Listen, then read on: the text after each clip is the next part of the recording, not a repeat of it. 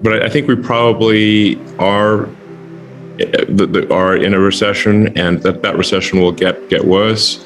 But these things pass, and then there will be boom times again. So it'll probably be some tough going for, I don't know, a year, maybe 12 to 18 months is usually the amount of time that it takes for a correction to happen. Where do you think the economy is headed right now? Do you think we're in a recession, or is it just a risk? How do you assess our current economic situation? Well, predicting macroeconomics is always difficult, and one should assign probabilities to these things. But ironically, I did last year. People asked me what I think about the economy. I said, well, I think we might enter a recession in approximately spring of 2022.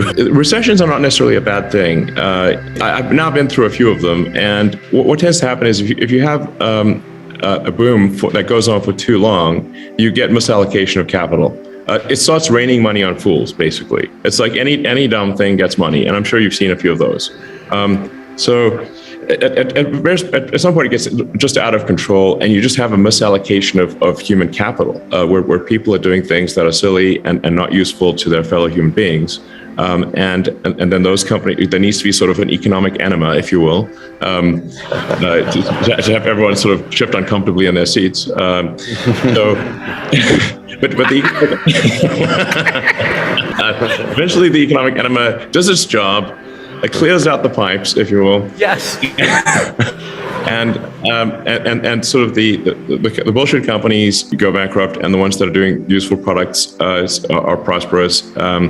But there's certainly a lesson here that if one is making useful product and has a company that makes sense, make sure you're not running things too close to the edge from a capital standpoint, that you've got some capital reserves to last through irrational times. Because in the past, when there's been a recession, it has gone, it's amazing, it's flipped like a light switch. If it is a recession, which more likely than not, it is a recession, I'm not saying it is, but it probably is, then just watch your cash flow and get to positive cash flow as soon as you can. But I think we probably are in a recession, and that recession will get worse. But these things pass, and then there will be boom times again.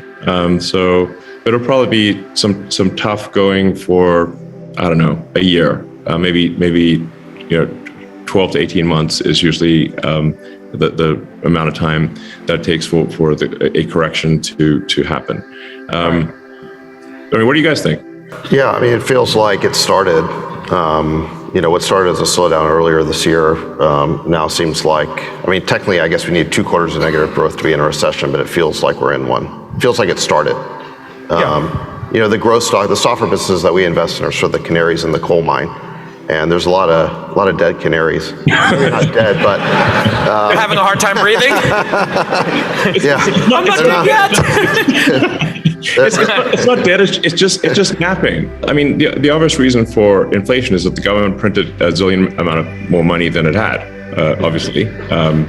So it's like the government can't just have issue checks far in excess of revenue without there being inflation. Velocity of money held constant. So unless there's something would change with velocity of money, but it's just if the federal government writes checks, they never bounce. So that is effectively creation of more dollars. And if there are more dollars created than the increase in the goods and services output of the economy, then you have inflation. Again, velocity of money held constant. This is very basic. This is not like super complicated. And if the government could just issue massive amounts of money and have and deficits didn't matter, then why don't we just make the deficit 100 times bigger? Okay, the answer is you can't, because it will basically turn the dollar into something that is worthless. So.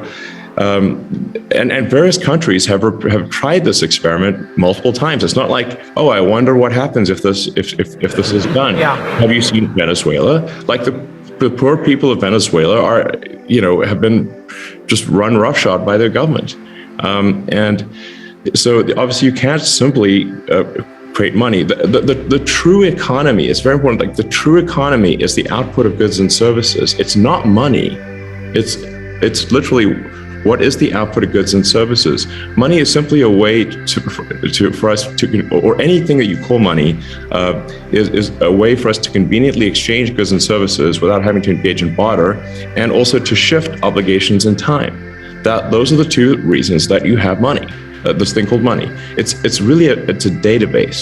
Well, money is an information system for labor allocation and for exchange of goods and services and for translating in time. And the quality of that information is a function of, it's like you can apply information theory to money, and I think it helps explain why one money system is, or why one action is better than another. And so, if like the money, you just like an internet connection, you'd want something that's high bandwidth, low latency and jitter, and is not dropping packets, does not have a lot of errors in the system. And the same is true of money. You want, and really, like you said, what did PayPal really do? That it helped improve the bandwidth, the speed at which money could move. Instead of mailing checks back and forth, which amazingly that was what people did in 2000. You could now do real-time exchange of money, and now you could ship your goods immediately instead of mailing a check and waiting for the bank to clear the check. So, the ultimate thing that with PayPal, or if it sort of was in the X.com, sort of went less sort of niche payments and more sort of broad financial, would be to simply disintermediate all the heterogeneous COBOL databases out there running on mainframes doing batch processing, and have a single real-time system that was secure and not batch processing, and so. It would just be, from an information standpoint, more efficient, and eventually all the batch processing COBOL mainframes operated by the banks would cease to exist.